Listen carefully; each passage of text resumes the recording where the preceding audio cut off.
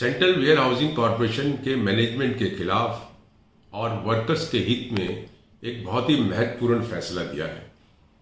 Central where housing corporation में contractors आते थे और जाते थे, लेकिन 200 से भी ज़्यादा वर्कर्स जो थे वो पिछले 2 दशक से ज़्यादा लगातार काम कर रहे थे। लेकिन 6 जनवरी 2021 को एक नया कॉन्ट्रैक्टर आया और उसने इन सब वर्कर्स को निकाल दिया और अपने नए वर्कर्स को उसने भर्ती कर लिया। जस्टिस राजीव शकदर ने अपने फैसले में CWC के इस एक्शन को जो है वो गलत ठहराया और ये डायरेक्शन दी कि सेंट्रल वायर हाउस कॉरपोरेशन जो है वो ये इंश्योर करेगा कि ये सारे वर्कर्स जो हैं दोबारा से ड्यूटी पे लिए जाएं।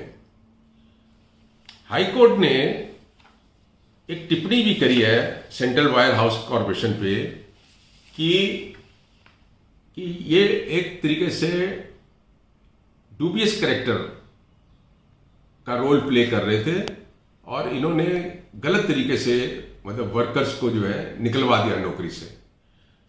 अपने ऑर्डर में उन्होंने लिखा है, कोट कर रहा हूं, the disruption was brought in by CWC by taking recourse to a dubious stratagem.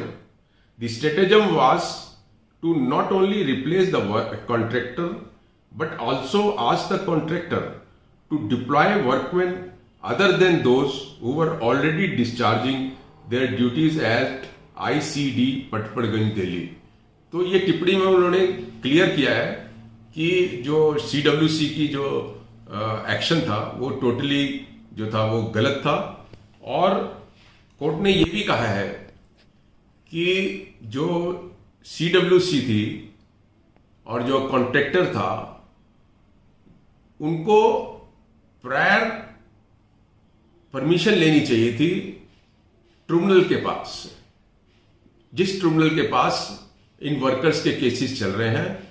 और क्योंकि उन्होंने वो परमिशन नहीं ली है, इसलिए जो सेक्शन 33 है इंडस्ट्रियल डिस्प्यूट एक्ट का वो वायलेशन होता है और उसका मतलब ये होता है कि आपने मनमाने तरीके से वर्कर्स की जो कंडीशन ऑफ सर्विस है वो बदल दी है।